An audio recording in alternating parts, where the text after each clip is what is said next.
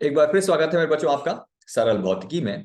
और आज से जैसा कि आप स्क्रीन पर देख रहे हो, हम लोग एक सीरीज शुरू करेंगे यूपी बोर्ड 2023 बोर्ड एग्जाम के लिए।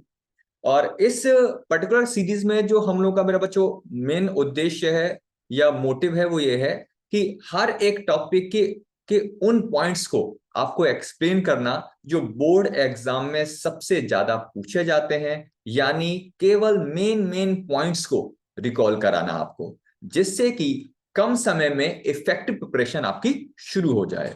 तो मेरे बच्चों, बिना टाइम वेस्ट किए शुरू करते हैं। आज का जो लेक्चर है जो आपके सामने लिखा हुआ है, आज का हम जो टॉपिक डिस्कस करेंगे, ये शुरू करेंगे वैद्युत आवेश।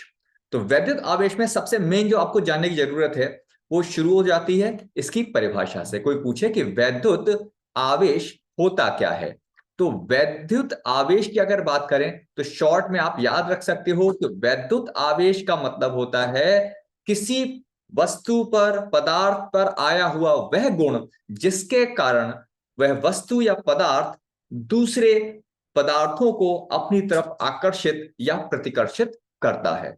तो वैद्युत आवेश की परिभाषा, अच्छा आप क्या करो, एक प्रॉपर एक कॉपी जैसी बनाते जाओ और जो जो पॉइंट्स हैं उसको लिखते चले जाना।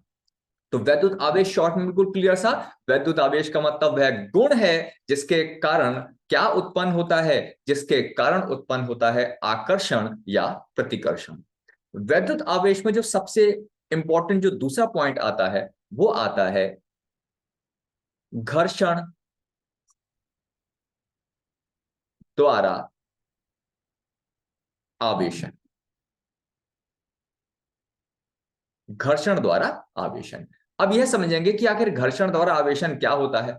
तो आप ऐसे समझ लीजिए, घर्षण द्वारा आवेशन का मतलब है कि अगर मेरे पास ये दो वस्तुएं हैं, एक को मैं ए कह देता हूं और एक को मैं बी कह देता हूं, एक वस्तु ए है और एक वस्तु बी है। जब कभी इनको क्या किया जाएगा, जब कभी इनको आपस में रगड़ा जाएगा, तो इनके आपस में रगड़ने के कारण, घर्षण के कारण, बीच में घर्षण तो होगा, तो जब कभी दो वस्तुओं को आपस में रगड़ा जाता है तो उनके बीच में घर्षण के कारण ऊर्जा या कार्य करना पड़ता है। और जब आप कार्य करोगे तो आपकी ऊर्जा तो खर्च होगी और वो ऊर्जा इन दोनों वस्तुओं को मिलना शुरू हो जाती है। और उस ऊर्जा के मिलने से एक संभावना उत्पन्न होती है। वो संभावना है कि उस अवस्था में किसी एक वस्तु से इलेक्ट्रॉन निकलकर कहां पहुंचने लगते हैं, दूसरी वस्तु में। तो शॉर्ट में अगर कहा जाए कि घर्षण द्वारा आवेशन का मतलब क्या है, कि जब भी कभी दो विभिन्न वस्तुओं को आपस में रगड़ा जाएगा तो उनके रगड़ने से घर्षण के कारण कार्य होता है, और उस कार्य होने के कारण ऊर्जा जो उत्पन्न हुई, उस ऊर्जा से एक वस्तु से इलेक्ट्रॉन निकलकर दूसरे वस्तु में पहुंच जाते हैं। जिस वस्तु से इलेक्ट्रॉन निकलते हैं, यह बोर्ड के अकॉर्डिंग बहुत इंपॉर्टेंट पॉइंट है। अभी मैं आपको लास्ट ईयर के इस टॉपिक पर आए हुए बोर्ड के क्वेश्चन सारे कराता चला जाऊंगा। तो जिस वस्तु से इलेक्ट्रॉन निकलते हैं, आपको याद रखना है उस पर आता है धन आवेश, धन आवेश। और जिस वस्तु पर इलेक्ट्रॉन पहुंच जाते हैं, यानी इलेक्ट्रॉन की अधिकता हो जाती है, उस पर आता है ऋण आवेश। तो ये भी क्वेश्चन कई बार अभी आपके देखोगे पूछा जाएगा, धनावेश किस पर आएगा, ऋणावेश किस पे आएगा। तो ये पॉइंट याद रखना है, धनावेश उस पर आएगा जिससे इलेक्ट्रॉन निकल जाएंगे, ऋणावेश उस पर आएगा जिस पर इलेक्ट्रॉन पहुंच जाएंगे। ठीक है। अब दूसरा आता है कि आवेश आएगा तो, ठीक, अब आवेश आएगा तो कितना आएगा, उस आवेश की मात्रा क्या होगी। तो दूसरा क्वेश्चन जो यहां पर रिलेट करता है वो आवेश की मात्रा। अगर हम मान लें कि इससे एक वस्तु से n इलेक्ट्रॉन निकल गए, ए वस्तु से n इलेक्ट्रॉन निकलकर बी वस्तु में पहुंच गए, तो ए पर जो धनावेश आता है उसका मान होता है प्लस का एन ई, और जो बी वस्तु पर ऋणावेश आएगा उसका मान होता है माइनस का एन ई। अब यहां पर ई क्या लगाओगे आप, ई की जो मान होता है मेरे बच्चों, ई का मान निश्चित है, यह है 1.6 गुणा 10 की घात माइनस 19 कूलाम। यहां से भी क्लियर हो जाएगा। कोई पूछता है कि भाई वैद्युत आवेश का मात्रक क्या होता है, तो कूलाम वैद्युत आवेश का मात्रक है। अब जो स्क्रीन पर आप छोटा सा टॉपिक देख रहे हो मेरे बच्चों, अगर मैं पिछले क्वेश्चन आपको दिखाऊंगा तो लगभग सारे क्वेश्चन इसी से आधारित आएंगे।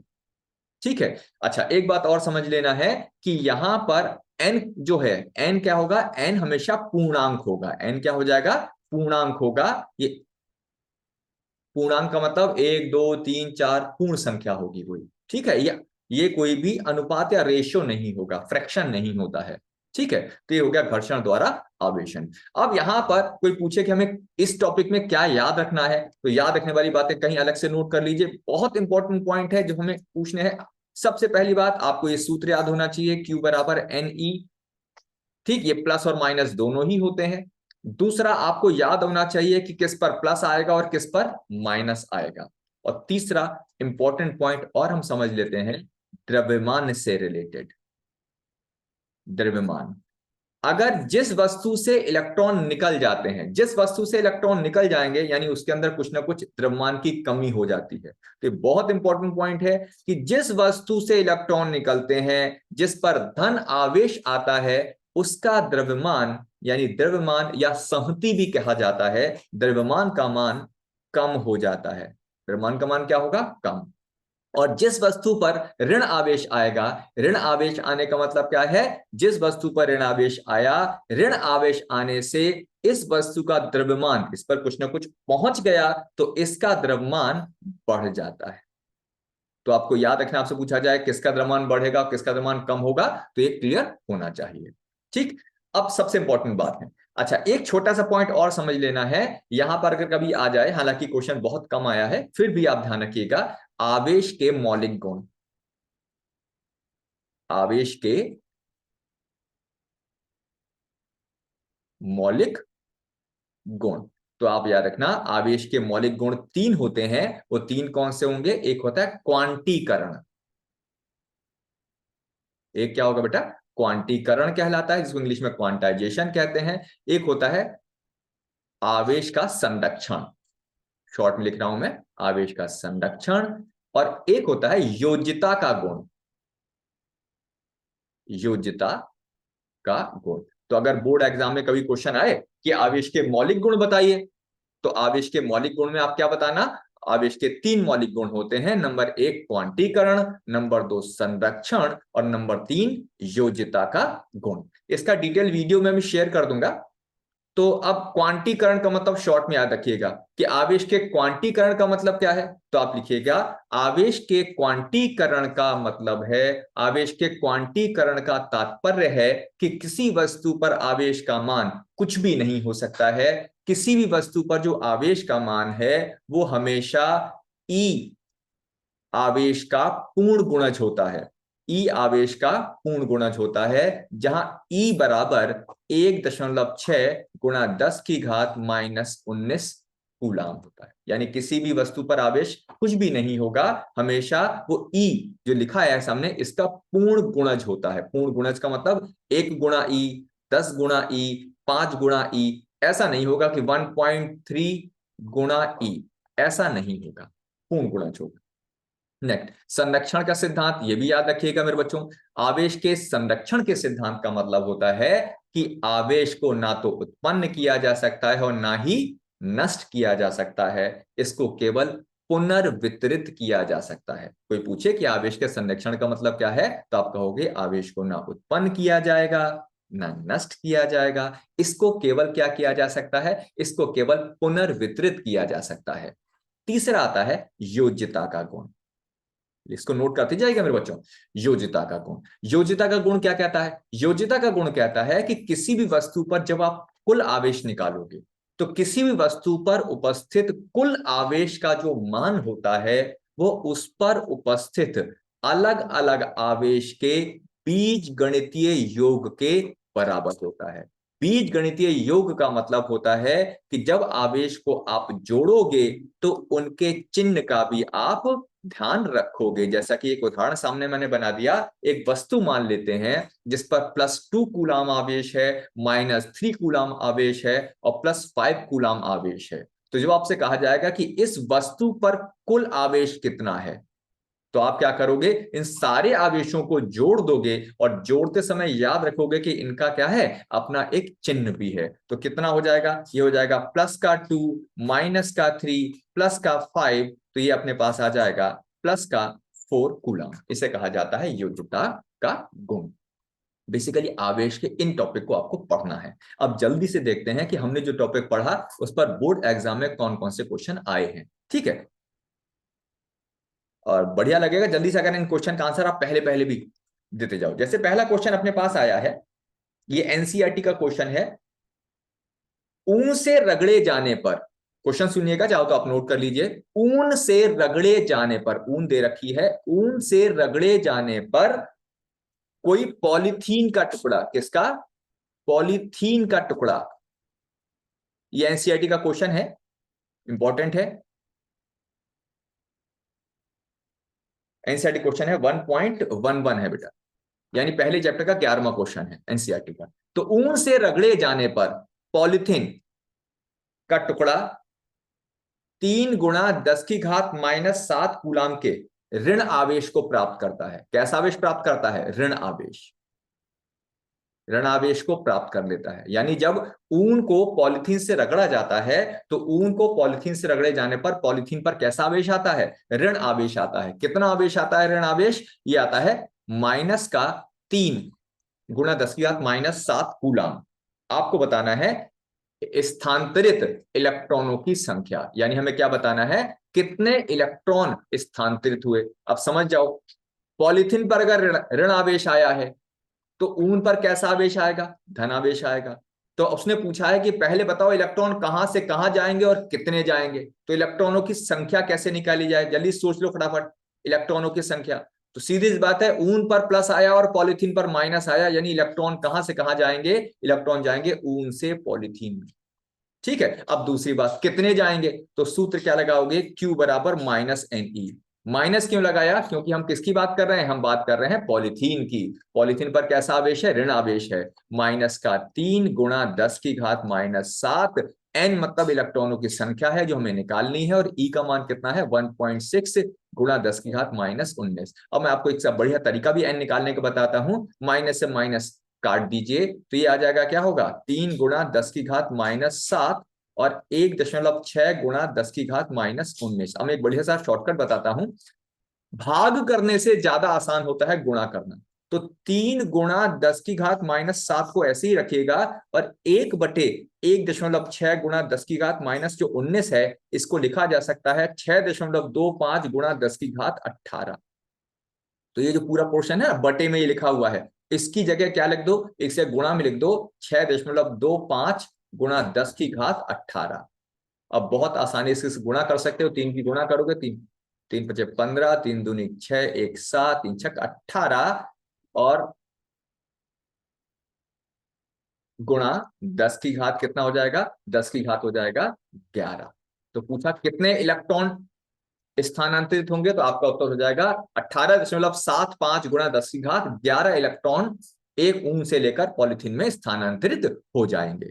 ठीक है, अच्छा, फिर इसमें दूसरा क्वेश्चन पूछा था कि क्या ऊन से पॉलीथीन में, क्या ऊन से पॉलीथीन में द्रव्यमान का स्थानांतरण होगा?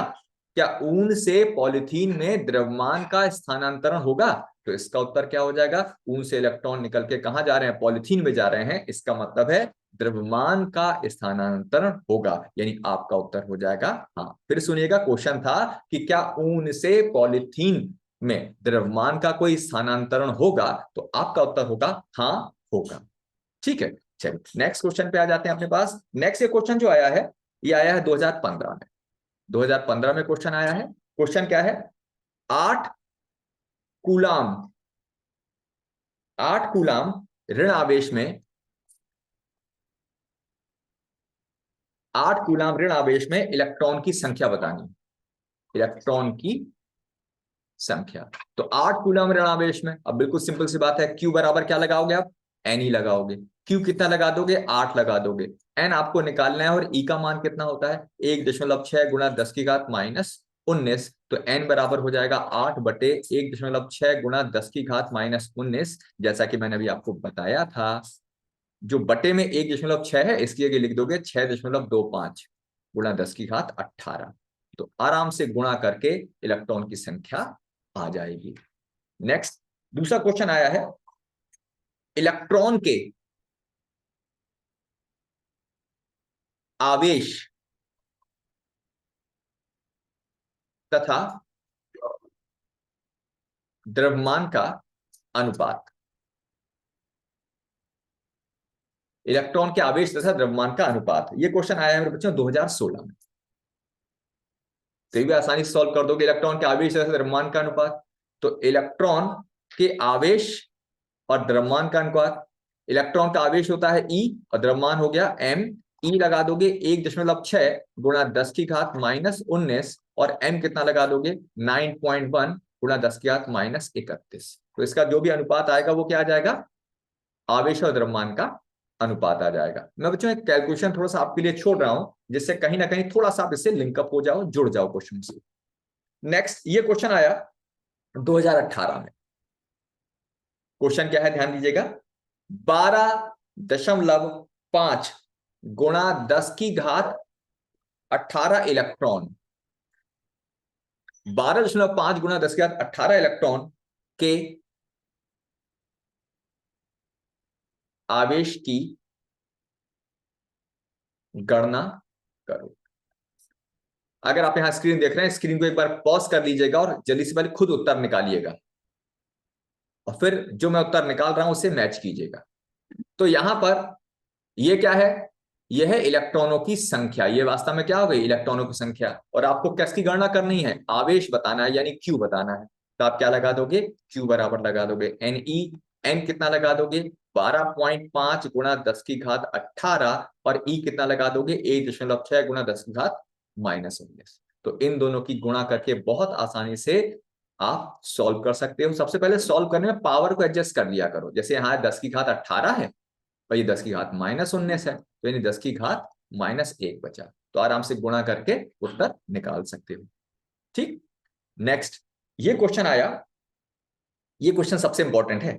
ये 2010 में आया, यही क्वेश्चन 2017 में आया, और यही क्वेश्चन 2019 में भी आया है। देखिए क्वेश्चन क्या है। क्वेश्चन है एक, सबसे इंपॉर्टेंट क्वेश्चन है, बहुत आसान है। देखो, एक कूलाम आवेश में कितने इलेक्ट्रॉन हैं, कितने इलेक्ट्रॉन हैं। तो कैसे सॉल्व करोगे मेरे बच्चों। अगर आप इस वीडियो को देख रहे हैं, फिर से पॉज कीजिएगा और जल्दी से इसका आंसर खुद निकालने की कोशिश कीजिएगा। क्यू, अब एक कूलाम यानी ये क्या हो गया, ये तो क्यू हो गया। और कितने इलेक्ट्रॉन हैं, यानी इलेक्ट्रॉनों की संख्या जानना चाहता है। तो क्यू बराबर क्या लगाओगे, एन ई। क्यू कितना लगा दोगे, एक लगा दोगे। एन तुम्हें निकालना है, और ई, तो एन बराबर क्या हो जाएगा 1/E। 1/E मतलब 1.6 गुणा 10 की घात -19, और ये तो मैं आपको लगातार बता रहा हूं मेरे बच्चों। ये कितना हो जाएगा 6.25 गुणा 10 की घात 18। कितना आसान क्वेश्चन है, और 3 बार आया हुआ है कि 6.25 गुणा 10 की घात 18। तो कितने इलेक्ट्रॉन हो जाएंगे, 6.25 गुणा 10 की घात 18 इलेक्ट्रॉन। नेक्स्ट जो क्वेश्चन है अपने पास, ये बराबर है, ये क्वेश्चन आया है 2022 में। क्वेश्चन नंबर 2022 का जो क्वेश्चन है, इसमें दे रखा है बराबर द्रव्यमान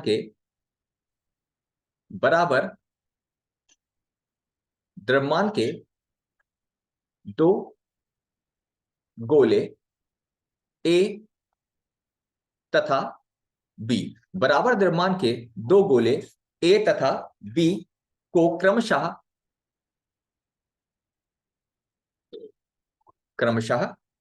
प्लस क्यू तथा -Q आवेश दिया गया है। बराबर द्रव्यमान के दो गोले ए और बी को क्रमशः +Q तथा -Q आवेश दिया गया है। यदि आवेशन के बाद क्रमशः, इन सबसे लेटेस्ट क्वेश्चन है, क्रमशः Ma तथा Mb गोलों के द्रव्यमान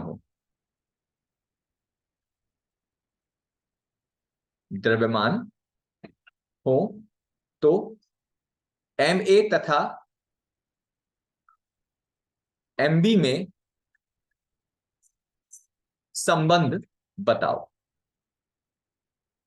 अब जल्दी से वीडियो को एक बार पॉज कीजिएगा और एक बार कोशिश कीजिएगा इसका आंसर आपके अकॉर्डिंग क्या होना चाहिए। यहां संबंध बताने का मतलब है कौन बड़ा कौन छोटा या दोनों ही बराबर। उत्तर सुनिएगा, ये ए और बी हैं, अभी इन पर कोई आवेश नहीं है। अब क्या किया गया, ए पर प्लस आवेश लाए, तो प्लस आवेश लाने का मतलब क्या है, प्लस आवेश लाने का मतलब है इससे इलेक्ट्रॉन को निकाल दिया गया होगा। और बी पर कैसा आवेश लाए, माइनस क्यू आवेश लाए, तो बी पर माइनस क्यू आवेश लाने का मतलब क्या है, बी पर माइनस क्यू आवेश लाने का मतलब है इसको इलेक्ट्रॉन दिए गए होंगे। ठीक, यानी ए से इलेक्ट्रॉन निकाल दिए और बी को इलेक्ट्रॉन दे दिए।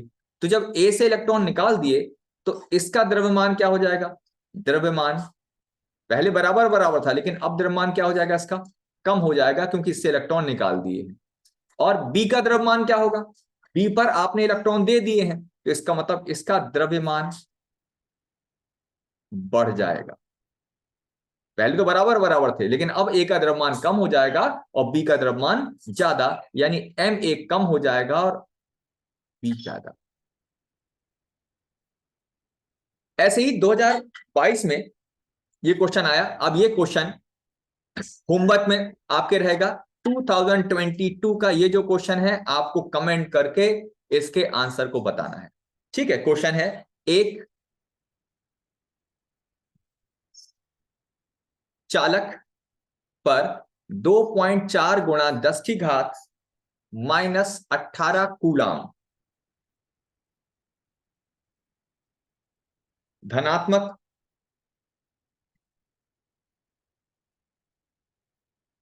आवेश है। बताओ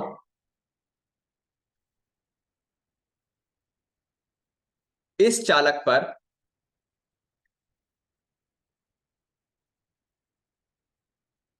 कितने इलेक्ट्रॉन की कमी या